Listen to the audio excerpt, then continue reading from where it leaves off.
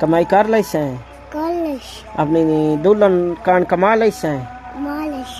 हैं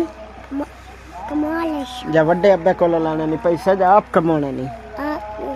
आप कमाने नहीं ਹੁਣ ਸਵਾਣੀ ਲਾਇਆ ਆਉਂਗਾ ਰੋਜ਼ਿਆਂ ਤੋਂ ਬਾਅਦ ਆਪਣੀਆਂ ਵਾਹ इदी तो अपनी सवानी लाया नहीं ਹੁਣ शादी तू कराऊंगा दे लाई शादी कराना था हेलो वाह जी वाह अबू इकराम नु शादी तो कौन अपनी तो बुलाना बुलाना उस तो रोज़ियां तो बाद आना तो तू आदा मैं इदी तो अपनी सवानी लाया होनी है शवानी लाके लाख ले हैं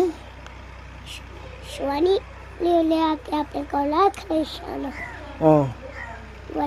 बुआ लिया था शादी करा ले वाह